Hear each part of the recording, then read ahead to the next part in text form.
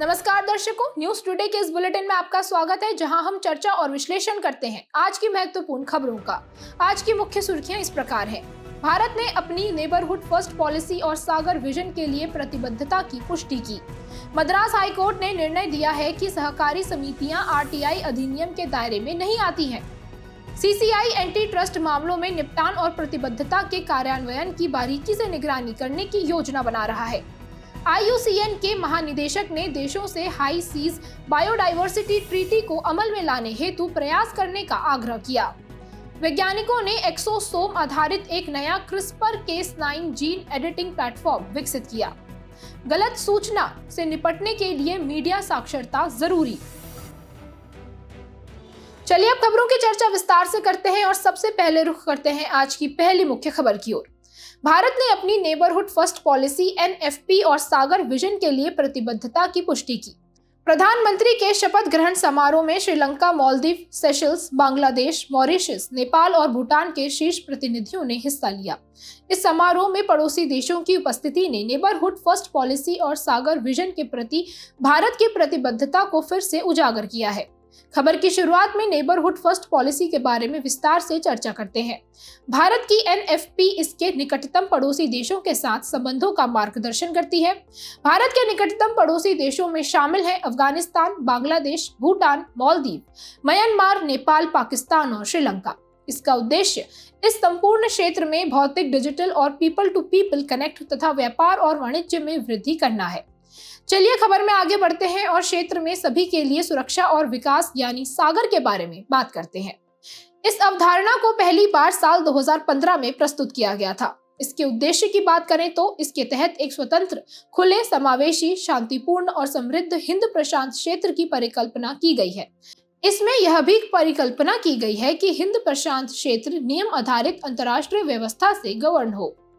इसके तहत भारत हिंद प्रशांत क्षेत्र के देशों में कनेक्टिविटी, क्षमता निर्माण, आपदा प्रबंधन आदि में योगदान दे रहा है। चलिए अब NFP और सागर विजन के मुख्य महत्व को समझने का प्रयास करते हैं। इनमें से पहला है चीन के प्रभाव का मुकाबला। ये दोनों पहले पड़ोसी देशों के साथ सहयोग के माध्यम से हिंद प्रशांत क्षेत्र में चीन के प्रभाव को कम करने में मदद कर सकती हैं। दूसरा है भूपक्षीय मंचों पर समर्थन। पड़ोसी साझेदारों के साथ मिलकर काम करने से अंतर्राष्ट्रीय मंचों पर ग्लोबल साउथ के हितों का प्रतिनिधित्व करने में भारत की नेतृत्वकारी भूमिका मजबूत होती है। तीसरा है समुद्री सुरक्षा बढ़ाना। यह भारत को अंतर्राष्ट्रीय सुरक्षा चुनौतियों से अधिक प्रभावी ढंग से निपटने में सक्षम बनाती है। इसके अलावा इसके कुछ अन्य महत्व भी हैं, जैसे कि एक्ट ईस्ट पॉलिसी आदि जैसी नीतियों के कार्यान्वयन को भी बढ़ावा मिलता है। NFP और सागर को बढ़ावा देने के लिए की गई प्रमुख पहलों में शामिल है दक्षिण एशिया उपग्रह SAS लॉन्च करना। इस उपग्रह को भारत ने अपने पड़ोसियों के बीच संचार को बढ़ावा देने और आपदा के समय मदद करने के लिए लॉन्च किया है। दूसरा है मिशन सागर। भारत ने यह पहल कोविड-19 महामारी के दौरान हिंद महासागर के तटीय देशों की सहायता के लिए आरंभ की थी। तीसरा है वैक्सीन मैत्री। भारत ने NFP का पालन करते हुए भूटान और मालदीव को सबसे पहले कोविड वैक्सीन प्रदान की। चौथा, अवसंरचना संबंधी परियोजनाएं। भारत ने Kaladan multi modal transit transport project को बढ़ावा दिया है। ये प्रोजेक्ट भारत को म्यांमार और दक्षिण पूर्व एशिया के अन्य देशों से जोड़ने में सहायक है। आइए अब रुक करते हैं आज की अगली मुख्य खबर की ओर। मद्रास हाईकोर्ट ने निर्णय दिया है कि सहकारी समितियां RTI अधिनियम के दायरे में नहीं आती है। मद्रास हाईकोर्ट ने अपने निर्णय में कहा है कि तमिलनाडु सहकारी समिति अधिनियम 1983 के तहत पंजीकृत सहकारी समितियां सूचना के अधिकार यानी RTI अधिनियम 2005 की धारा 2H के तहत लोक प्राधिकारी नहीं है। RTI अधिनियम 2005 के बारे में बात करें तो इस अधिनियम के तहत नागरिकों को सार्वजनिक प्राधिकरणों यानी सरकारी कार्यालयों के नियंत्रण में आने वाली सूचना प्राप्त करने के लिए एक व्यवहारिक व्यवस्था निर्धारित की गई है।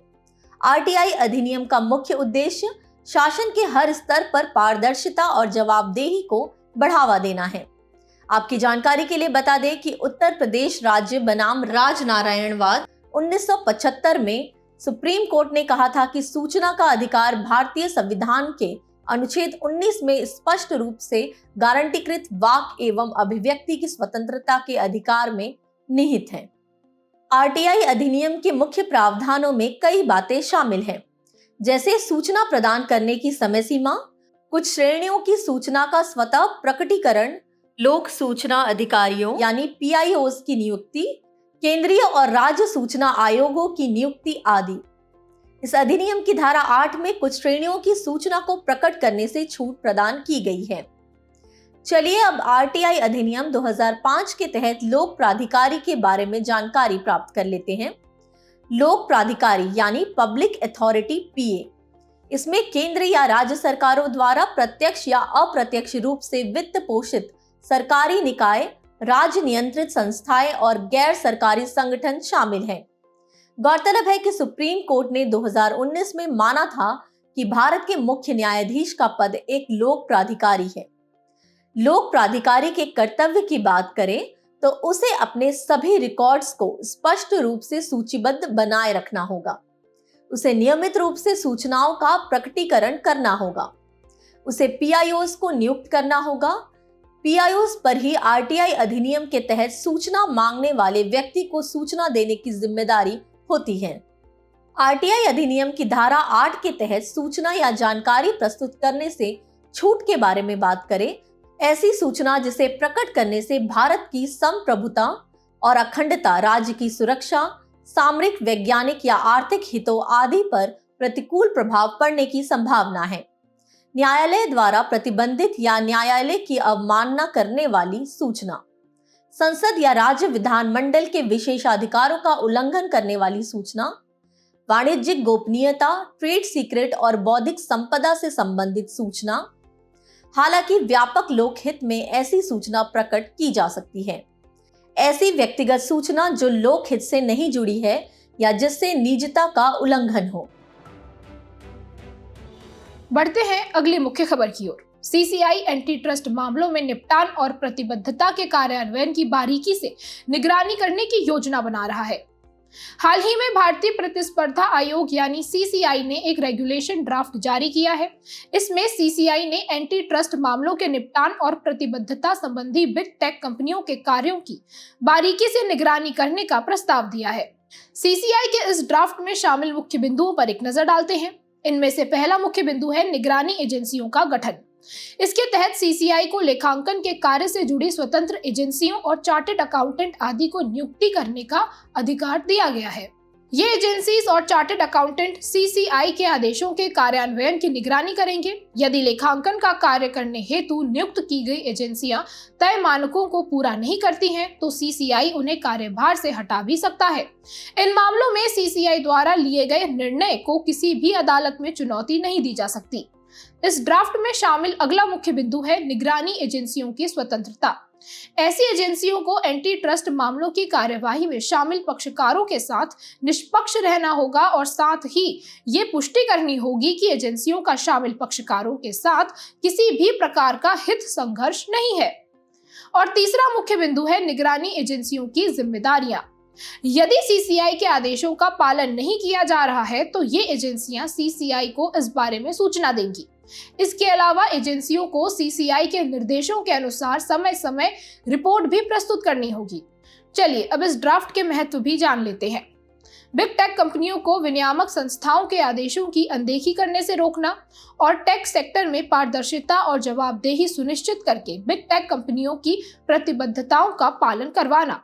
इस ड्राफ्ट में यह भी ध्यान रखा गया है कि एंटी ट्रस्ट मामलों में शामिल प्रत्येक पक्षकार को इसमें भाग लेने का उचित और समान अवसर मिले तथा साथ ही उनके हितों को उचित प्रतिनिधित्व और समान महत्व प्राप्त हो।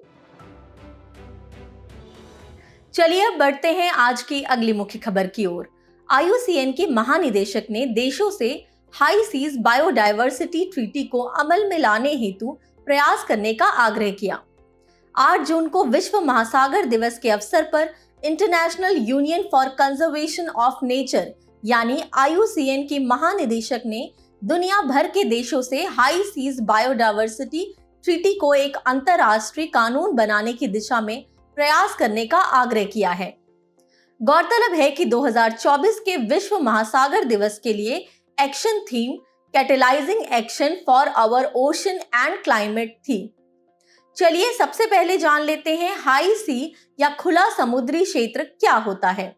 अंतरराष्ट्रीय कानून के तहत किसी देश के अनन्य आर्थिक क्षेत्र, प्रादेशिक समुद्री या आंतरिक जल क्षेत्र के बाहर के जल क्षेत्र को खुला समुद्र कहते हैं। खुले समुद्र और वहां के संसाधनों पर किसी भी देश का प्रत्यक्ष स्वामित्व नहीं होता है। हाई सीज बायोडायवर्सिटी ट्रीटी के बारे में बात करें तो यह किसी देश के क्षेत्राधिकार से बाहर के क्षेत्रों की समुद्री जैविक विविधता यानी BBNJ के संरक्षण और संधारणीय उपयोग पर संयुक्त राष्ट्र समुद्री कानून अभिसमय यानी UNCLOS के तहत एक समझौता है। इसे 2023 में समुद्री BBNJ पर अंतर सरकारी सम्मेलन में औपचारिक रूप से अपनाया गया था। यह संधि तभी अंतरराष्ट्रीय कानून बनेगी जब कम से कम 60 देशों द्वारा इस पर हस्ताक्षर और इसका अनुसमर्थन किया जाएगा। अभी तक केवल 7 देशों ने इस संधि का अनुसमर्थन किया है। आपको बता दें कि भारत ने न तो इस संधि पर हस्ताक्षर किए हैं और न ही इनका अनुसमर्थन किया है। आइए अब खबर में आगे बढ़ते हैं और इस संधि के मुख्य प्रावधानों पर एक नजर डालते हैं। इसमें प्रदूषणकर्ता द्वारा भुगतान के सिद्धांत पर आधारित प्रावधान और खुले समुद्र में प्रदूषण से संबंधित विवादों के समाधान के लिए तरीकों को शामिल किया गया है। इसमें क्षमता निर्माण और समुद्री क्षेत्र के संरक्षण से जुड़ी प्रौद्योगिकी के हस्तांतरण से संबंधित प्रावधान किए गए हैं। इसके तहत क्षेत्रीय समुद्री संगठनों और क्षेत्रीय मत्स्य प्रबंधन संगठनों के बीच सहयोग बढ़ाने के महत्व को भी उजागर किया गया है। इस संधि में देशज लोगों और स्थानीय समुदायों के अधिकारों तथा पारंपरिक ज्ञान, वैज्ञानिक अनुसंधान की स्वतंत्रता और लाभों के निष्पक्ष एवं न्याय संगत साझाकरण को भी स्थान दिया गया है। रुख करते हैं आज की अगली मुख्य खबर की ओर। वैज्ञानिकों ने एक्सोसोम आधारित एक नया CRISPR-Cas9 जीन एडिटिंग प्लेटफॉर्म विकसित किया। कोलंबिया यूनिवर्सिटी के वैज्ञानिकों ने सेफ एक्सोकेस नाम से एक्सोसोम आधारित प्लेटफॉर्म का विकास किया है। एक्सोसोम प्राकृतिक रूप से पाई जाने वाली पुटिकाएं यानी वेसिकल्स है। इन पुटिकाओं में आवश्यक बदलाव करके इनका इस्तेमाल इन विट्रो और इन वीवो जीन एडिटिंग हेतु ड्रग डिलीवरी वाहक के रूप में किया जा सकता है। सेफ एक्सोकेस निर्धारित कोशिकाओं तक CRISPR-Cas9 जीनोम एडिटिंग के घटकों की टारगेटेड डिलीवरी को और बेहतर बनाएगा। इससे प्रिसिजन मेडिसिन का विकास करने में मदद मिलेगी और कैंसर के उपचार में सुधार होगा। प्रिसिजन मेडिसिन को पर्सनलाइज्ड मेडिसिन के नाम से भी जाना जाता है। इसके तहत प्रत्येक रोगी की व्यक्तिगत जरूरतों के अनुसार उसके लिए चिकित्सा उपचार को तैयार किया जाता है। अतः प्रत्येक व्यक्ति के जीन, एनवायरनमेंट और जीवन शैली को ध्यान में रखकर रोग के रोकथाम, निदान और उपचार के लिए अधिक सटीक एवं प्रभावी रणनीति बनाना संभव हो जाता है। अब बात करते हैं CRISPR-Cas9 तकनीक के बारे में। CRISPR-Cas9 clustered regularly interspaced short palindromic repeats associated protein 9 का संक्षिप्त रूप है। यह जीनोम एडिटिंग तकनीक का एक प्रकार है। इसका उपयोग डीएनए अनुक्रमण में निर्धारित स्थानों पर आनुवंशिक कोड या डीऑक्सीराइबोन्यूक्लिक एसिड डीएनए को बदलने के लिए किया जाता है। इसकी कार्यप्रणाली की बात करें तो ये डीएनए स्ट्रैंड पर कट और पेस्ट मैकेनिज्म के रूप में काम करता है। इसके तहत पहले जिस आनुवंशिक कोड को बदलना है उसका निर्धारण किया जाता है। Cas9 प्रोटीन का उपयोग आणविक कैंची के एक युग्म के रूप में डीएनए स्ट्रैंड से निर्धारित भाग या खंड को काटने के लिए किया जाता है। इससे जीनोम में आवश्यक बदलाव करना आसान हो जाता है। इसका उपयोग मानव भ्रूण में जीन एडिटिंग के लिए, फसलों के आनुवंशिक कोड को बदलकर प्रतिकूल दशाओं को सहने की उनकी क्षमता को बेहतर बनाने में और सिकल सेल रोग जैसी बीमारियों का इलाज करने में किया जाता है। चलिए अब आगे बढ़ते हैं आज की आखिरी मुख्य खबर की तरफ। गलत सूचना, मिस इन्फॉर्मेशन से निपटने के लिए मीडिया साक्षरता जरूरी। एक हालिया अध्ययन के अनुसार इंटरनेट के बढ़ते इस्तेमाल के चलते दुष्प्रचार या गलत सूचना का स्तर भी बढ़ गया है। खबर की शुरुआत में सबसे पहले गलत सूचना के बारे में समझते हैं। संयुक्त राष्ट्र मानवाधिकार परिषद के अनुसार झूठी या गलत जानकारी को गलत सूचना कहा जाता है। उदाहरण के लिए अफवाहें। ग्लोबल रिस्क रिपोर्ट 2024 के अनुसार गलत सूचना यानी मिस इन्फॉर्मेशन और दुष्प्रचार यानी डिसइन्फॉर्मेशन को दुनिया भर में शांति और समृद्धि को प्रभावित करने वाले शीर्ष 5 खतरों में से एक माना गया है। दुष्प्रचार जानबूझकर फैलाया जाता है और इसमें दुर्भावनापूर्ण कंटेंट जैसे कि फर्जी खबरें, स्पीयर फिशिंग और प्रोपेगेंडा शामिल होते हैं। गलत सूचना के प्रमुख प्रभावों पर भी एक नजर डालते हैं। पहला है मतदान व्यवहार को प्रभावित करना। राजनीतिक अभियानों में गलत सूचना का प्रचलन एक वैश्विक रुझान है। उदाहरण के लिए भारत में 2019 के आम चुनावों के दौरान लगभग 50,000 फर्जी खबरें प्रकाशित की गई थी और उन्हें 20 लाख से अधिक बार साझा किया गया था। यह निष्पक्ष या स्वतंत्र रूप से महत्वपूर्ण निर्णय लेने में लोगों की क्षमता को प्रभावित करता है। इससे होने वाला एक और प्रभाव है अलगाव। इससे राजनीतिक व्यवस्था और नागरिक जुड़ाव में विश्वास और भरोसा कम होता है। तीसरा है स्वास्थ्य संबंधी गलत सूचना। इससे वैज्ञानिक ज्ञान की गलत व्याख्या, ओपिनियन का ध्रुवीकरण, भय और दहशत आदि बढ़ते हैं। इनके अलावा कुछ अन्य प्रभाव भी हैं, जैसे कि आम मान्यताओं के व्यवहार में बदलाव आता है, खर्च करने संबंधी व्यवहार पर प्रभाव पड़ता है आदि। ऐसे में इस समस्या के समाधान में मीडिया साक्षरता कैसे मदद करती है, आइए इस बारे में भी जानकारी प्राप्त करते हैं। इससे मीडिया में चल रही खबरों को समझने हेतु नॉलेज, कौशल, अप्रोच, दक्षता आदि शामिल है। यह मतदाताओं को खबरों की सटीकता का गंभीरता से मूल्यांकन करने के लिए सशक्त बनाती है या उन्हें प्रोत्साहित करती है। साथ ही यह हेरफेर की संभावना को कम करने का प्रयास भी करती है। यह इंटरनेट और मीडिया की स्वतंत्रता को कमजोर किए बिना गलत सूचना से निपटने में मददगार है। खबर के आखिर में गलत सूचना से निपटने हेतु उठाए गए कदमों पर भी एक नजर डालते हैं। पहले बात करते हैं भारत की। सूचना प्रौद्योगिकी नियम 2021। इसके जरिए सोशल मीडिया प्लेटफॉर्म्स को झूठी या नकली या भ्रामक सूचना के प्रसार को रोकने हेतु उचित प्रयास करने के लिए कहा गया है। इलेक्ट्रॉनिक्स और सूचना प्रौद्योगिकी मंत्रालय ने सोशल मीडिया मध्यवर्तियों को डीप फेक पर कार्रवाई करने के लिए निर्देश जारी किए हैं। आखिर में वैश्विक स्तर पर उठाए गए कदमों पर भी एक नजर डालते हैं। यूनेस्को ने मीडिया और सूचना साक्षरता करिकुलम तैयार किया है। यूरोपीय आयोग ने दुष्प्रचार पर आचार संहिता 2022 जारी किया है। चलिए अब बढ़ते हैं सुर्खियों में रहे स्थल की तरफ। हमारा आज का स्थल है पनामा। इस देश की राजधानी है पनामा सिटी। पनामा जलवायु परिवर्तन के प्रभाव के कारण गार्डी सुगदुप द्वीप पर रहने वाले समुदाय को द्वीप से हटाने वाला पहला देश बन गया है। चलिए इस देश की राजनीतिक विशेषताओं पर एक नजर डालते हैं। पनामा एक मध्य अमेरिकी देश है। यह पनामा स्थल संधि पर स्थित है। पनामा स्थल संधि उत्तर और दक्षिण अमेरिका को जोड़ने वाला एक सकरा भूखंड है। इसकी स्थलीय सीमा पश्चिम में कोस्टा रिका और पूर्व में कोलंबिया से लगती है और इसकी समुद्री सीमा उत्तर में कैरेबियन सागर और दक्षिण में प्रशांत महासागर से लगती है। अब बात करते हैं इस देश की भौगोलिक विशेषताओं के बारे में। यहाँ की प्रमुख नदियां रियो चाग्रेस, रियो चेपो आदि है। प्रमुख पर्वत श्रेणी कार्डिलेरा सेंट्रल है और सबसे ऊंची चोटी बारू ज्वालामुखी है।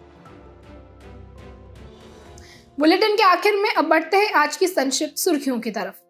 लाओस की राजधानी वियंतियाने में पूर्वी एशिया शिखर सम्मेलन के वरिष्ठ अधिकारियों की बैठक संपन्न हुई। इस शिखर सम्मेलन की शुरुआत साल 2005 में कुआलालंपुर, मलेशिया में हुई थी। यह शीर्ष नेताओं के नेतृत्व वाला एक वार्ता और सहयोग मंच है। आरबीआई ने अपनी हालिया मौद्रिक नीति समीक्षा में लगातार 8वीं बार रेपो रेट को 6.50% पर यथावत रखने का फैसला किया है। आरबीआई ने स्टिकी इन्फ्लेशन की स्थिति को इसका मुख्य कारण बताया है। कर्मचारी भविष्य निधि संगठन ईपीएफओ द्वारा फेशियल ऑथेंटिकेशन टेक्नोलॉजी FAT आधारित डिजिटल लाइफ सर्टिफिकेट DLC को अपनाने से पेंशन भोगियों के लिए पेंशन प्राप्त करना काफी आसान हो गया है। ईपीएफओ ने इसे साल 2022-23 में अपनाया था। FAT वस्तुतः फेस रिकॉग्निशन टेक्नोलॉजी FRT पर आधारित है। कई वैश्विक कंपनियां अपनी श्रम लागत में कटौती करने के लिए लार्ज एक्शन मॉडल्स LAMs को अपना रही हैं। लार्ज एक्शन मॉडल्स एक आर्टिफिशियल इंटेलिजेंस मॉडल है। यह मानव की जरूरतों को समझकर जटिल कार्यों को पूरा कर सकता है। Subansiri lower hydro electric project SLHEP में एक व्यापक मत्स्य प्रबंधन योजना के कार्यान्वयन के लिए एक समझौते पर हस्ताक्षर किए गए हैं। SLHEP सुबनसिरी नदी पर एक निर्माणाधीन ग्रेविटी डैम यानी बांध है। मॉनसून के आगे बढ़ने के क्रम में मॉनसून की उत्तरी सीमा महाराष्ट्र, आंध्र प्रदेश आदि कई इलाकों तक पहुंच गई है। दक्षिण पश्चिम मॉनसून आमतौर पर 1 जून के आसपास केरल में प्रवेश करता है। तेल और प्राकृतिक गैस निगम ONGC लिमिटेड तेल उत्पादन कम होने के कारण अपने मुंबई हाई ऑयल फील्ड के लिए विदेशी साझेदार ढूंढ रहा है। केंद्रीय स्वास्थ्य मंत्रालय तथा भारतीय बीमा विनियामक और विकास प्राधिकरण IRDAI एक साथ मिलकर मरीजों को कम खर्च में बेहतर स्वास्थ्य सेवाएं प्राप्त करने में मदद करने के लिए national health claim exchange NHCX launch करेंगे। जाने से पहले आपकी समझ की परीक्षा के लिए डालते हैं एक नजर हमारे स्पेशल सेगमेंट प्रश्नोत्तरी पर।